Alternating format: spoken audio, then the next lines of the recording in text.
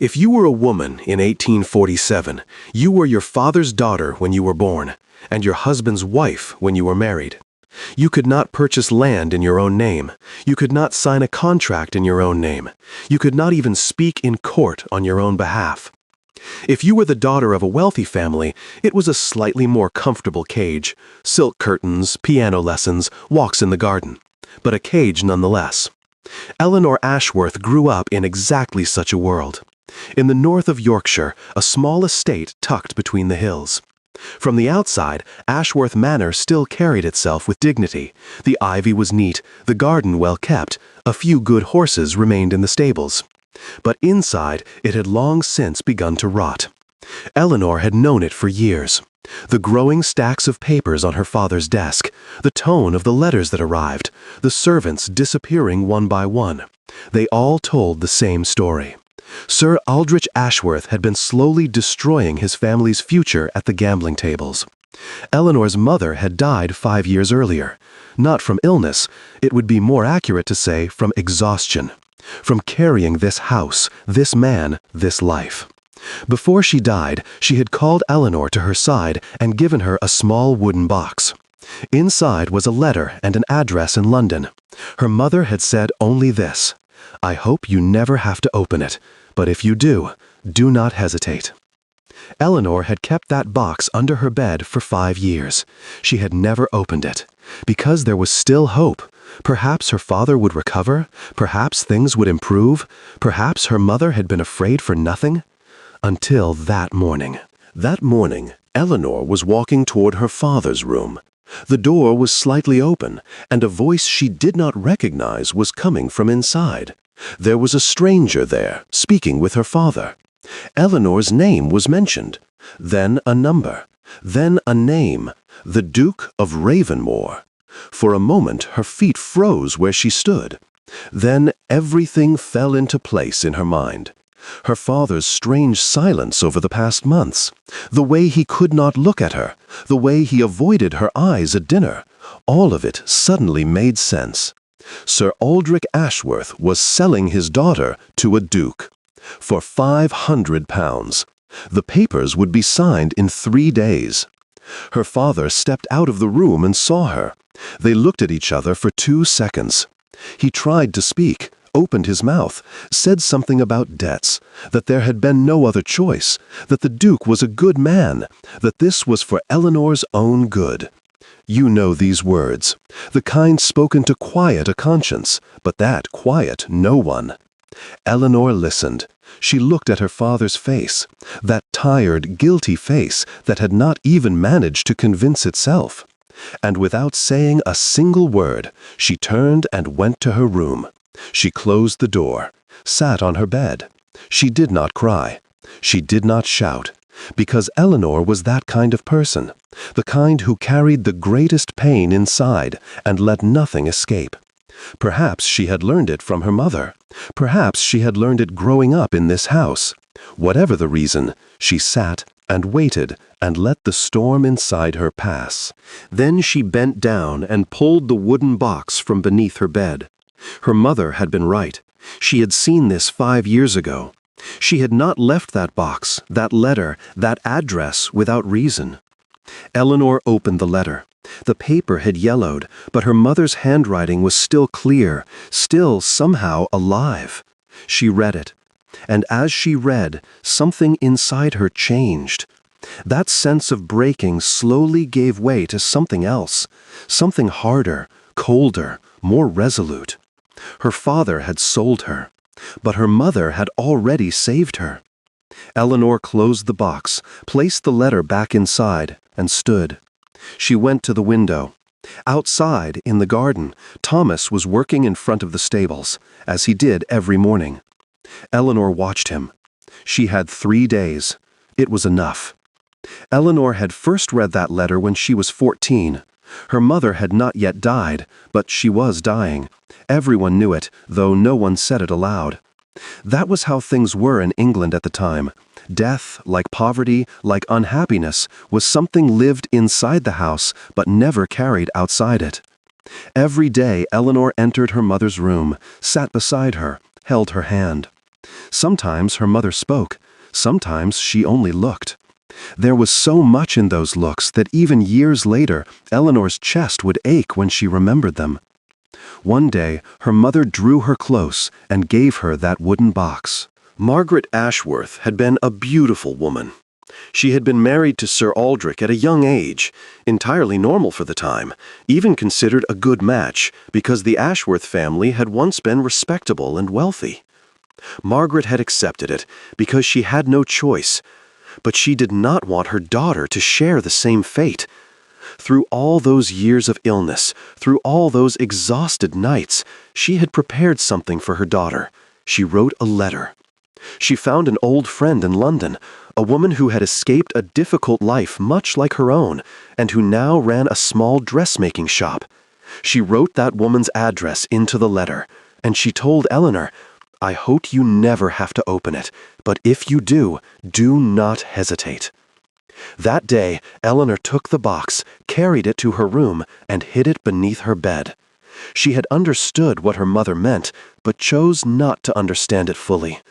Because to understand meant to accept why her mother was leaving her with such concern, to accept what kind of man her father truly was. 14-year-old Eleanor was not ready for that. Her mother died at the end of that winter. Her father mourned, it must be said. Sir Aldrich truly broke. For weeks he did not leave his room, did not eat, did not speak to anyone.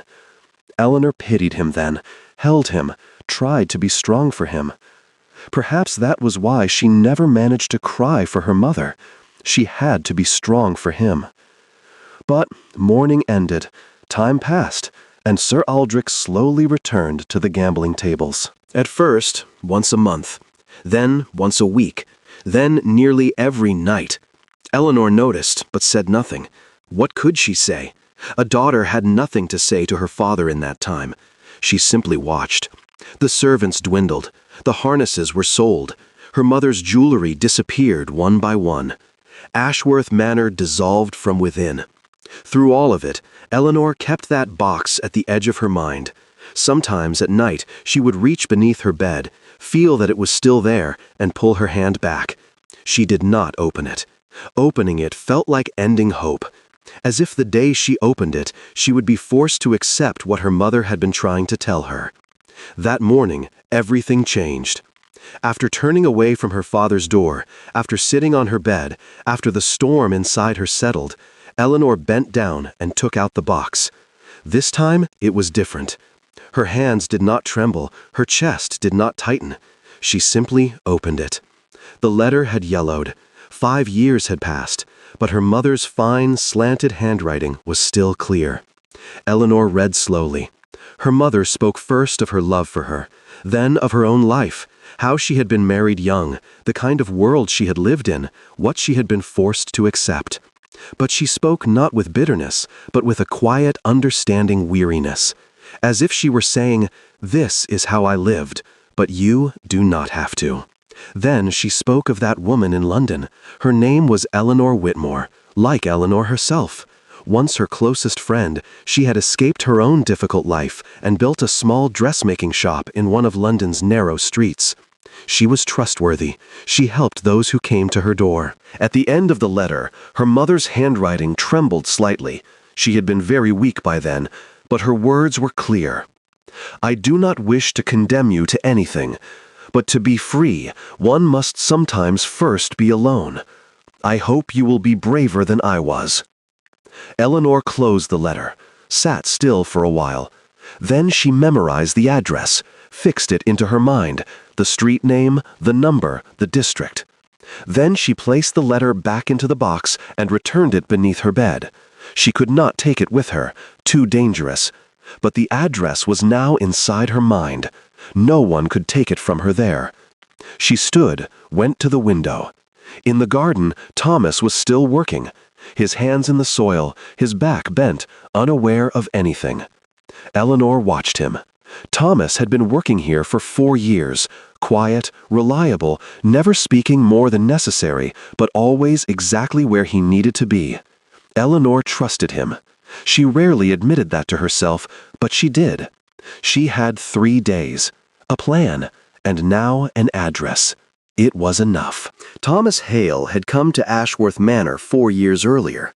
Back then, the estate had still been somewhat better, at least on the surface. There were more servants, more horses in the stable, the garden was better maintained. Thomas had been hired as the head groom. He was 23, from another village in Yorkshire, and had brought little with him: a small suitcase, a few changes of clothes, and a habit of doing good work. Sir Aldrich had liked him immediately. He was quiet, did not complain, and handled horses well. What more could an employer want? When Eleanor first saw him, she had paid little attention. At the time, she was occupied with her mother's illness, unable to notice anything else. But after her mother died, during that long, heavy period of mourning, Eleanor began to go out into the garden. She could not bear to stay within 4 walls. She walked, sometimes for hours, often circling the stables. And Thomas was always there, working, minding his own business, never asking her questions. Only sometimes lifting his head, giving her a brief look, and returning to his work. It helped her. At that time, everyone was telling her something. Do not be sad, be strong. Your mother is at peace. Time will heal. Thomas said nothing. He was simply there. In time, they began to speak. At first about horses, the garden, the weather, surface things. Then deeper things. Thomas was an intelligent man, the kind who spoke little but spoke well. Eleanor felt at ease when she spoke with him, a kind of ease she felt with no one else in that house. She could not speak with her father. It was not proper to speak freely with servants. She had no friends, no close relatives. In a way, Thomas became the only person she truly spoke with. But nothing was ever said between them. It could not be. Thomas was a stablemaster, Eleanor the daughter of the house. In England in 1847, the distance between such people was measured in oceans. They both knew it. They both accepted it. Or, at least, it seemed so. That morning, Eleanor went down into the garden. Thomas was repairing a saddle in front of the stable, head bent, and did not hear her approach. Eleanor took a few steps closer and stopped. Thomas lifted his head, looked at her face, just for a second. But in that second, he read everything. Over the years, he had come to know her face so well. When she was happy, when she was tired, when a storm was turning inside her. What he saw that morning resembled none of those. It was different, deeper. He set aside the work in his hands. He stood up. Eleanor stepped closer and spoke in a low voice. She did not give many details, only what she had heard at her father's door, the Duke's name, the date. Brief and precise. Thomas listened. His expression did not change. He asked no questions. He simply listened. When Eleanor finished, there was silence between them. A long silence. Then Thomas spoke. "Where will you go?" he said.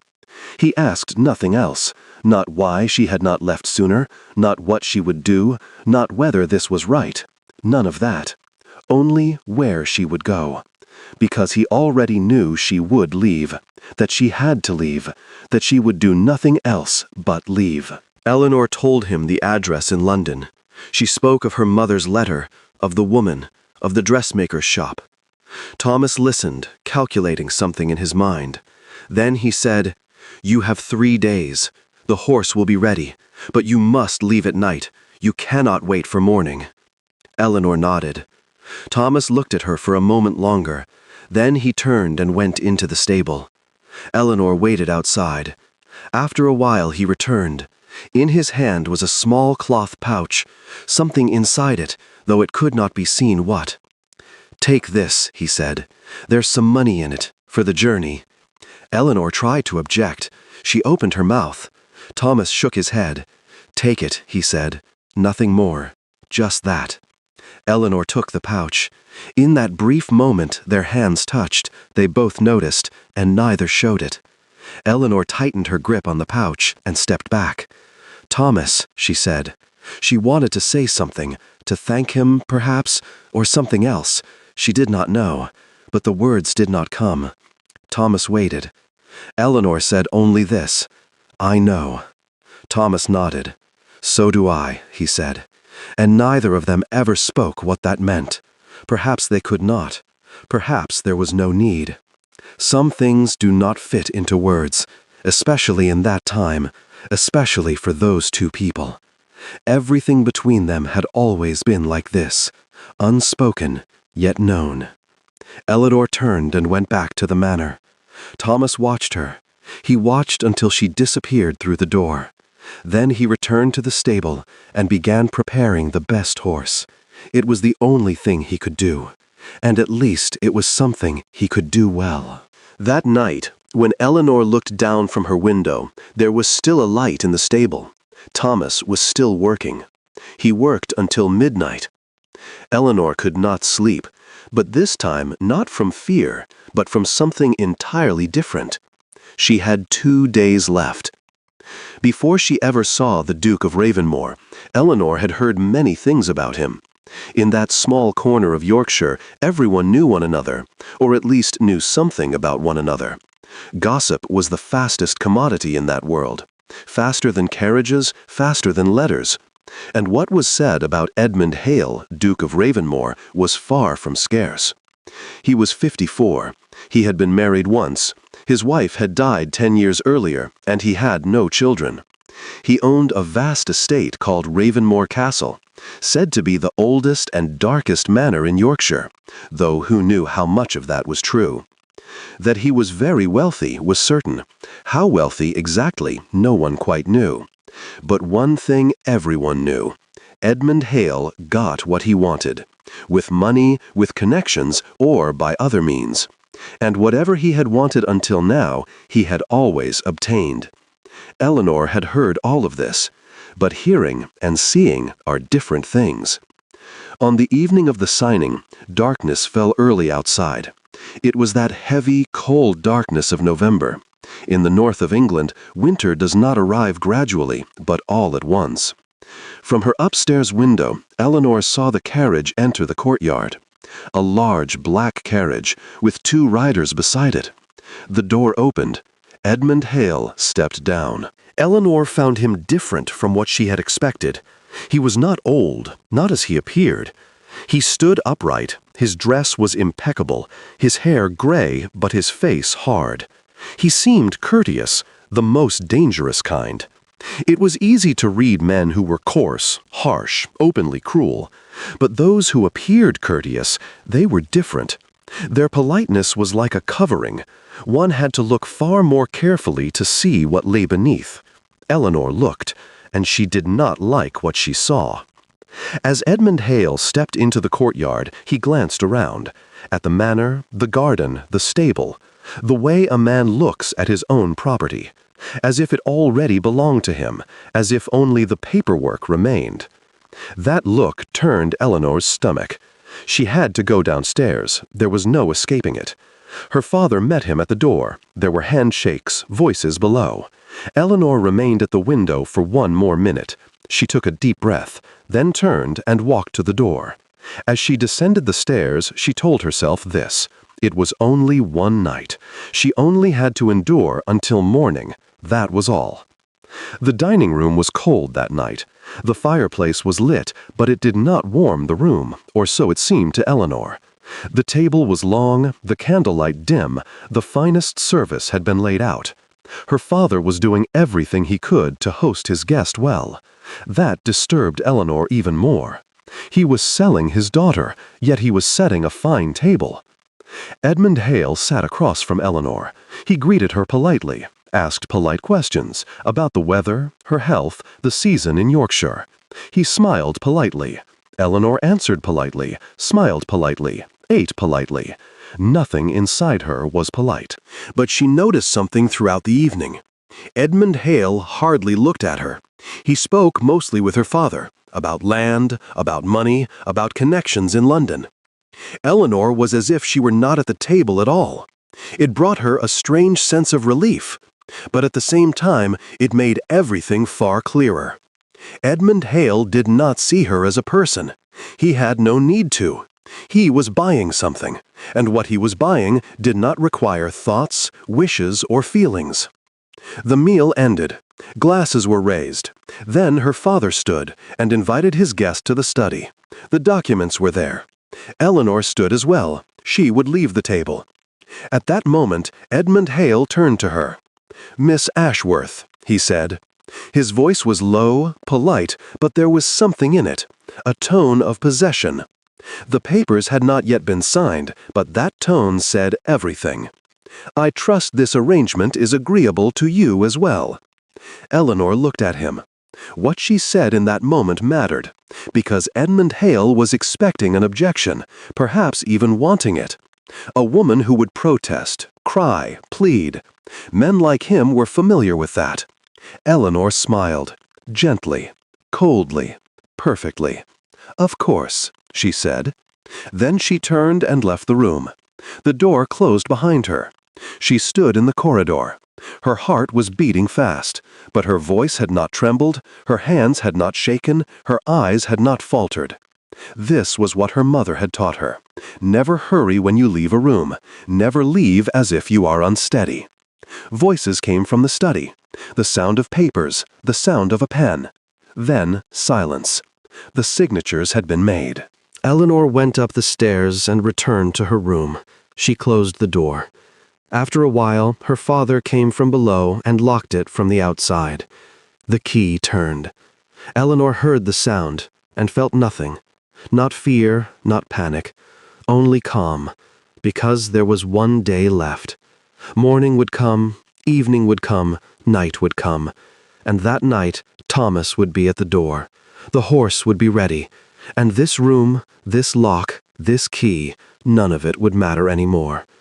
Eleanor lay down on her bed, closed her eyes.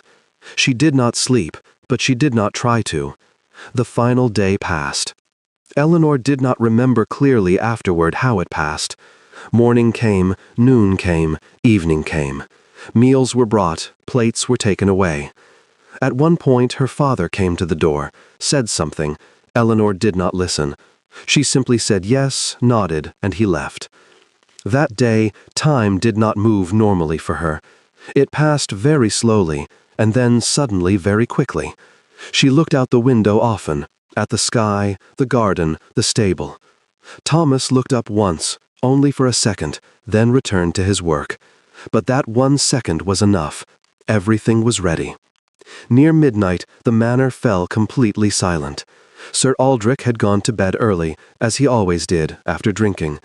The servants had long since retired to their rooms. Outside there was wind, the trees rustled, the moon slipped in and out of the clouds. Eleanor listened to all of it. She knew the sounds of the manor by heart. Which board creaked, which door made noise, who woke at what hour. She had lived in this house for years. She knew every breath it took. She stood. The small bag she had prepared lay beneath her bed. There was not much in it. 2 changes of dress, her mother's letter, the pouch of money Thomas had given her, and a small brooch that had belonged to her mother.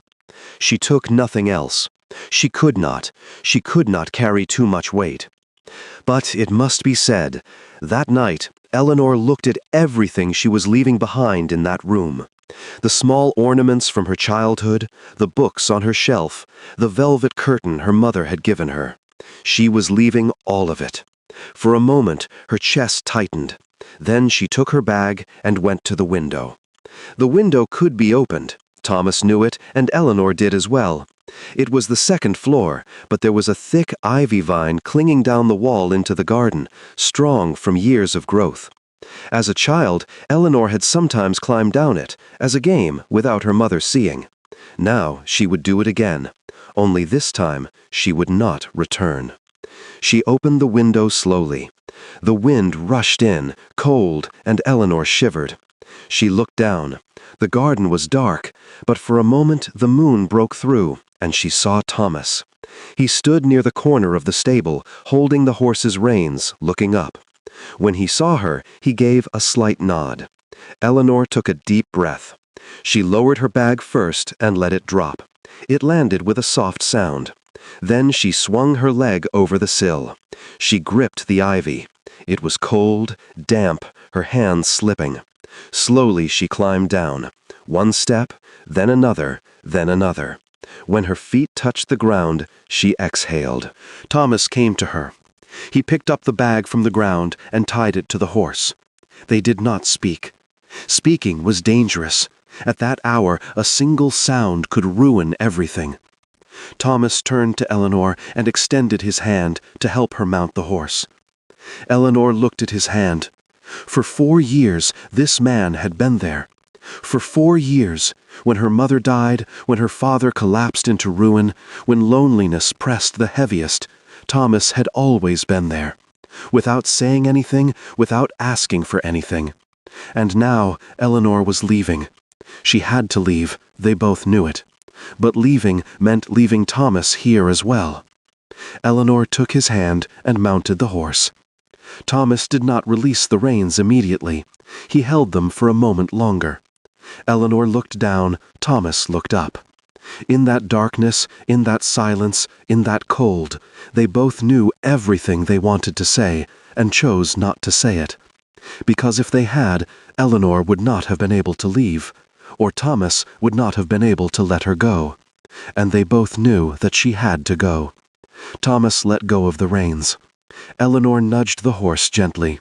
It began to move, not running, but walking slowly, quietly, toward the back gate of the garden. Eleanor did not turn back. She forced herself not to, because she knew if she did, she would stop, and she could not stop.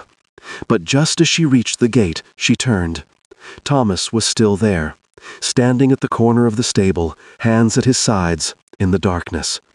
Eleanor saw him, only for a second, before the moon slipped back behind the clouds. It was enough. Then she passed through the gate and stepped onto the dark, empty road of Yorkshire. The horse moved forward. The cold wind struck her face. Eleanor narrowed her eyes. Traveling at night in the north of England was dangerous, but she had no other choice. She could not wait for morning. London was far, the road long, but every step carried her farther from Ashworth Manor, from that locked door, from those signed papers. After a while, the manor disappeared completely from view. In that moment, Eleanor breathed for the first time that night, truly, deeply.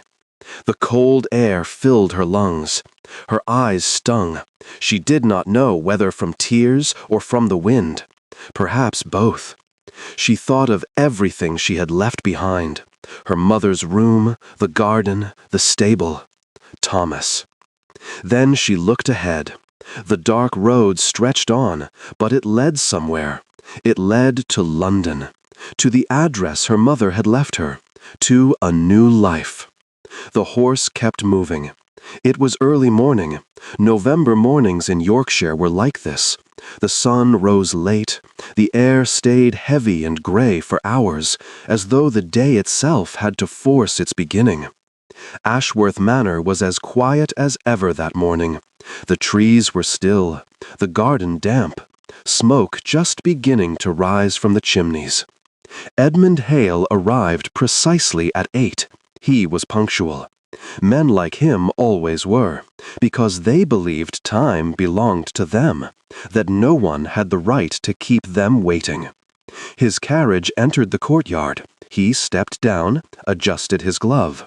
2 men accompanied him. Sir Aldrich was waiting at the door, agitated, speaking too much, as nervous men do. Edmund Hale listened as if he cared, and stepped inside. They went up the stairs.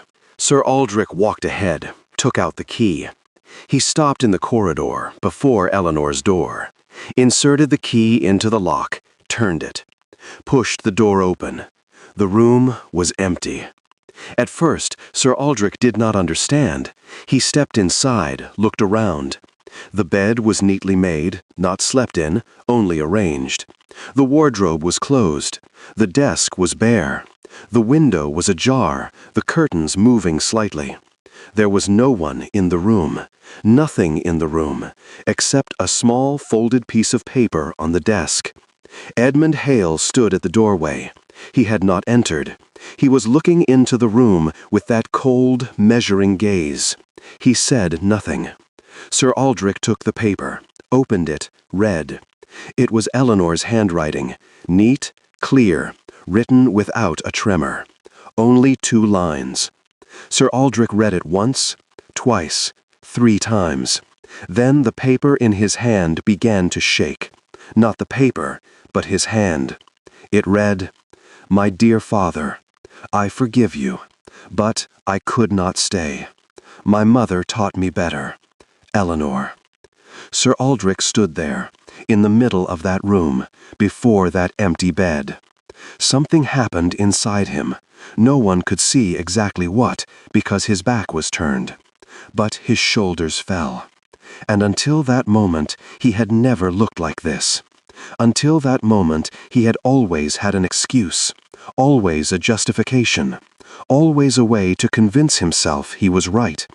But Eleanor's 2 sentences had said everything. And to say, "I forgive you," felt heavier than any accusation. Edmund Hale spoke.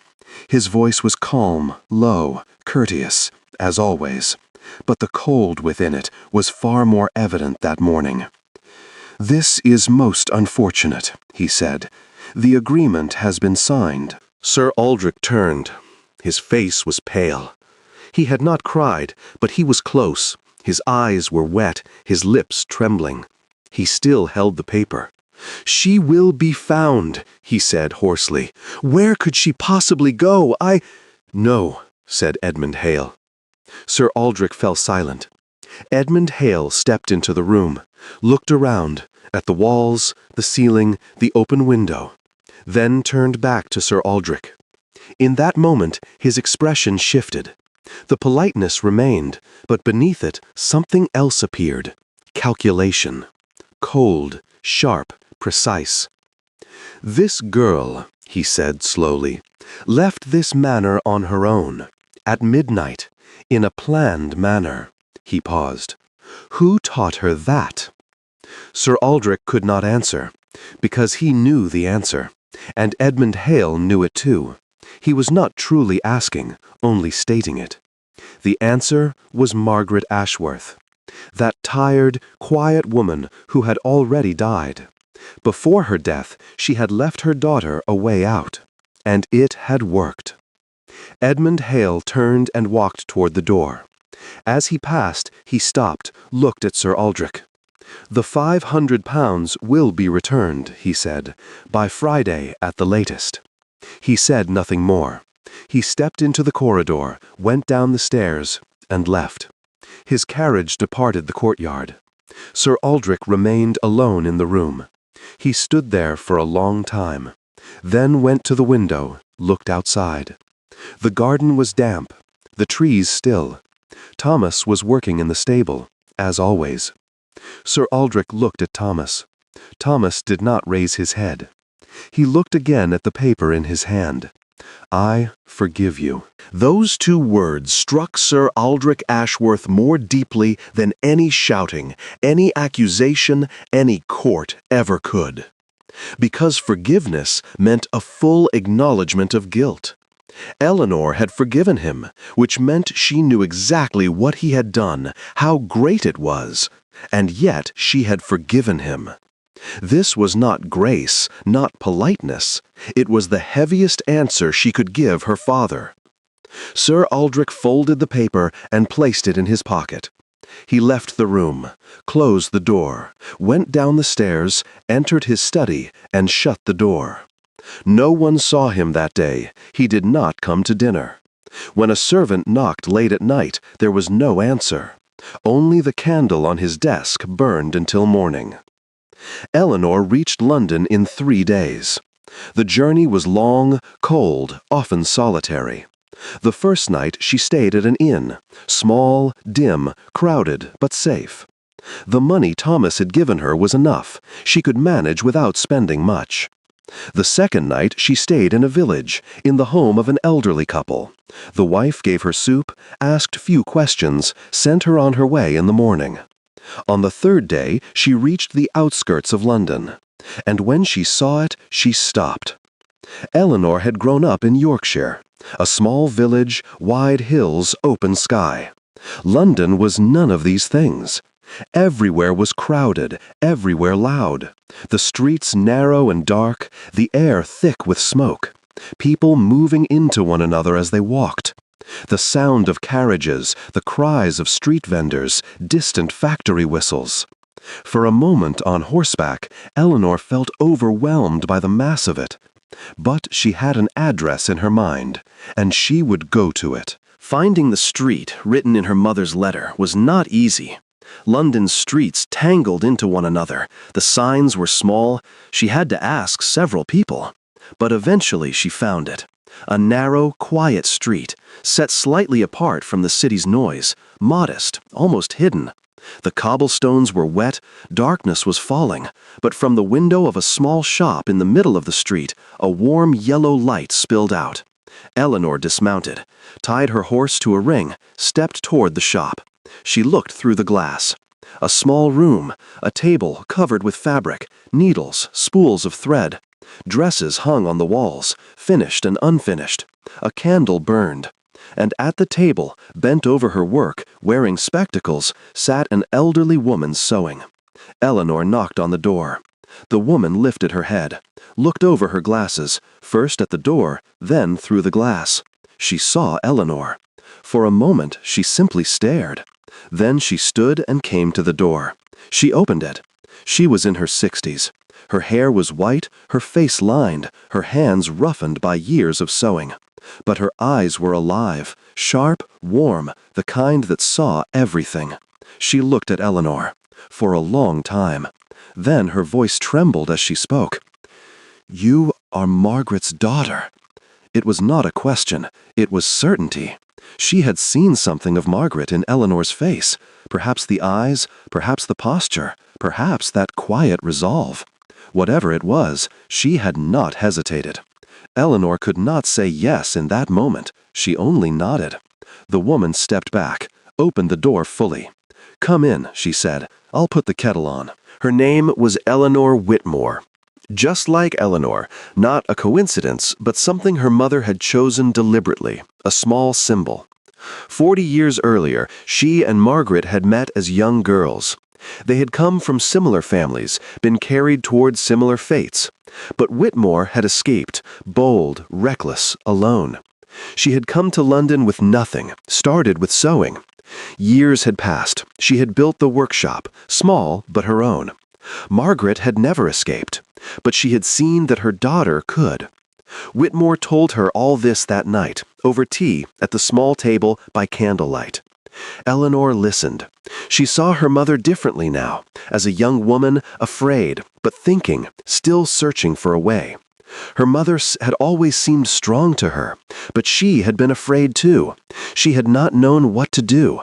She had only known for her daughter. Eleanor's eyes filled. Whitmore noticed.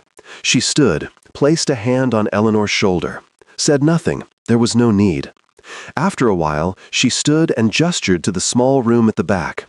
"This is yours," she said, "for as long as you stay. If you wish to work, there is work. If you know how to sew, I will teach you more. If you do not, I will teach you. You may leave whenever you wish. I will not force you. But the door is open." Eleanor stepped into that room. It was small, a bed, a window, a chair, but it had a door. And that door could be locked from the inside. Eleanor turned the lock. Then she sat on the bed. In that moment, something strange happened inside her. She wanted to cry, from exhaustion, from freedom, from her mother, from everything she had left behind. And she did cry, quietly for a long time. She had not been able to cry in Yorkshire. She had not been able to cry on the road. But here, in this small room, behind this locked door, she could. Because for the first time, she felt safe. And feeling safe sometimes allows everything that has been held inside to finally be released. She cried, and it felt right. Then she wiped her eyes, lay back on the bed, looked out the window. London's night sky was nothing like Yorkshire's. There were no stars, only clouds and a distant glow of light. But it was beautiful in its own way, a different kind of beauty. She thought of Thomas. What was he doing now, she wondered? Was he in the stable or back in the manor? What had happened with her father? What had the Duke done? She wondered all of it, but she could not know, at least not yet. And perhaps she did not need to know. Perhaps the only thing she needed to know was this. That night in the garden, Thomas had let go of the reins. Deliberately. That was enough. She closed her eyes, and after that long journey, that long exhaustion, that long life, for the first time, she truly slept. 3 weeks passed. On that narrow London street, in Whitmore's workshop, Eleanor slowly built a new life. She woke early every morning, a Yorkshire habit that did not fade easily. Whitmore brewed tea, they sat at the table, the day began. Eleanor already knew how to sew. Her mother had taught her when she was young. Whitmore taught her finer work, lace, embroidery, taking measurements. Her hands ached in the evenings, but it was a good kind of exhaustion, the exhaustion of her own labor. She was also beginning to grow accustomed to London. In the first days, the crowd, the noise had been overwhelming. But in time, she learned to distinguish the sounds of the streets. The smell of bread in the morning, the rumble of carriages at noon, the distant songs in the evening. Every city had its own breath. London's breath was heavy, complicated, but alive. Eleanor began, despite herself, to like it. But some mornings she would go to the window and look outside. And in those moments, Yorkshire would cross her mind. The hills, the misty mornings. Thomas. She would tell herself, leave it, it is over, this is a new life. And she truly tried to believe it. Most of the time, she succeeded. But some mornings, she did not. One day, Whitmore, without lifting her head from her needlework, said, "If a thought refuses to leave you, it is something that has earned its place." She said nothing more. Eleanor did not reply, but that sentence remained with her all day. That morning was like any other. Whitmore had left early. She had a client to visit and would not return before noon. Eleanor was alone in the workshop. She sat at the table, working on a half-finished dress. Outside, the familiar sounds of London drifted in. The candle burned. The room was warm. Everything was calm. Then there was a knock at the door. Eleanor lifted her head. It was not Whitmore. She used a key. She did not knock. It could be a customer, or someone else. She stood, walked to the door, and stopped. She did not know why she stopped, but for a moment she simply stood there. Her heart began to beat faster, for no reason, or for a reason she did not yet understand. She reached out, touched the handle, then pulled it open. It was Thomas. He stood at the door. Dust from the road clung to him. It was clear he had traveled far. His hair was disheveled. There was a few days' growth of beard on his face, dark circles beneath his eyes. He had come a long way without rest. He carried nothing, no bag, no luggage, no gift, only himself. Eleanor looked at him. Thomas looked at Eleanor. They said nothing. 3 weeks earlier, in that garden, it had been the same. Everything unsaid hanging between them. Now it was the same again. But this time, something was different. That night there had been a boundary. Eleanor would leave. Thomas would stay. And they both knew it, both accepted it. But now, Thomas was here.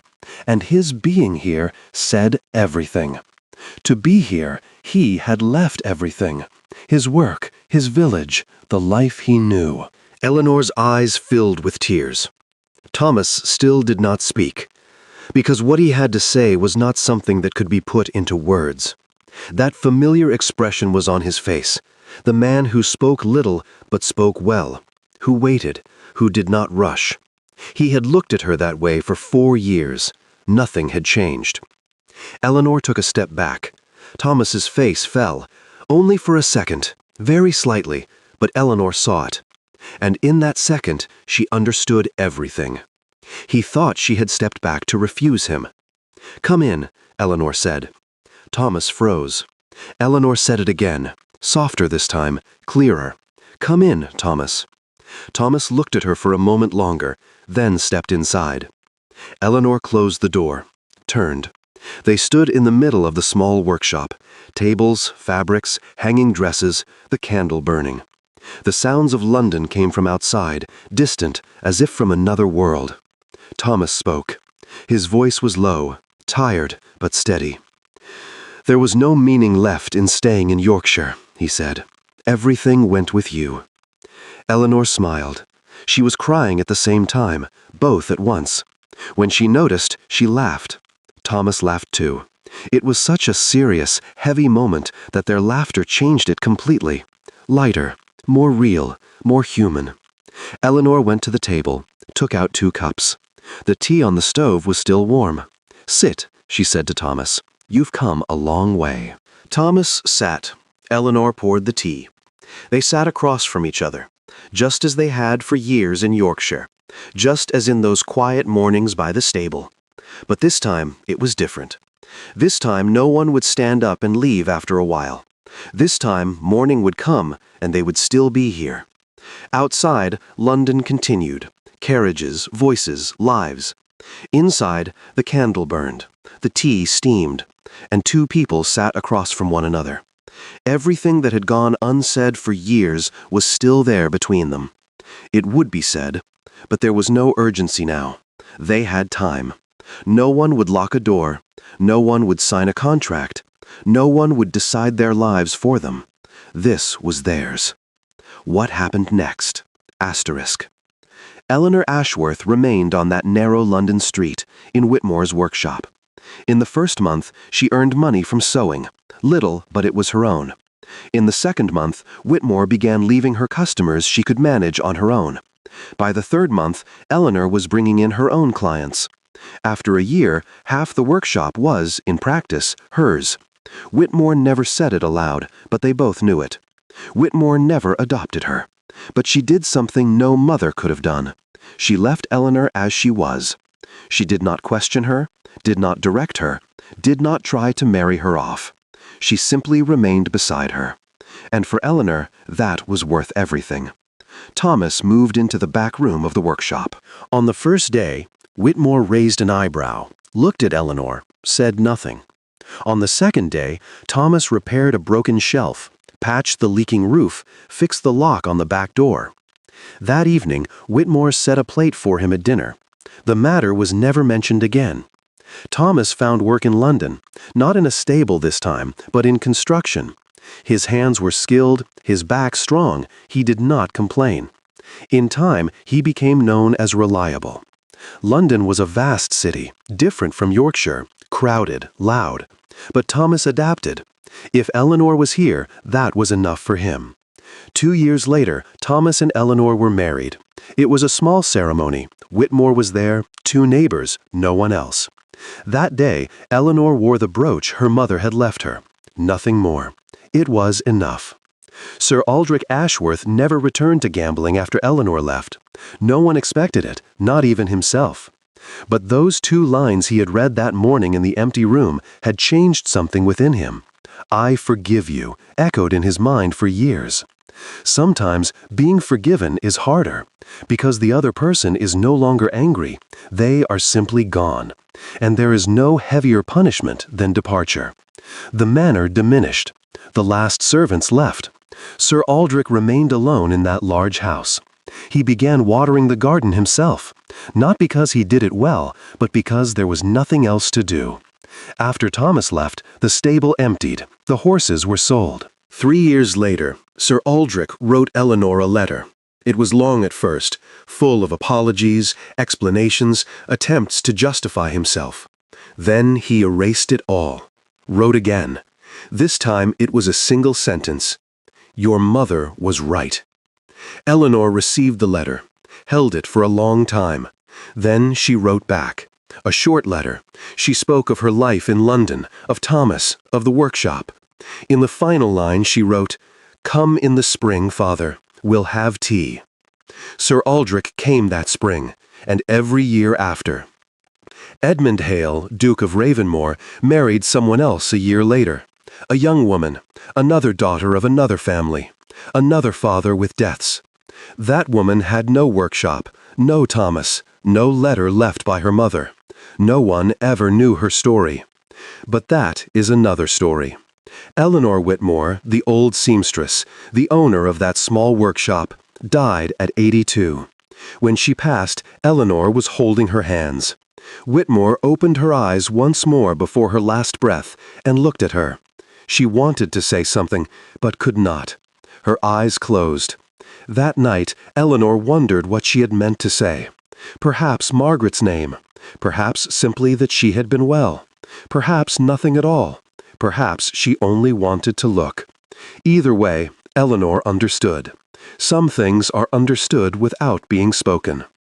The workshop passed to Eleanor. She did not change the sign. The name Whitmore remained. It had to. And Eleanor Ashworth, not Eleanor Hale, she never changed her surname because it was her mother's, lived a long and good life in that narrow London street, in that small workshop she built with her own hands. In 1847, a door had been locked, but her mother had already opened her a window. This story is dedicated to Eleanor Ashworth and to all the women whose names we will never know, who stood before the same doors. Thank you for staying with us until the very end of this story. If you're still here, we would truly love to know where you're watching from. Reading your comments is one of the most meaningful parts of what we do. And if stories like this speak to you, consider subscribing so we can continue bringing you more.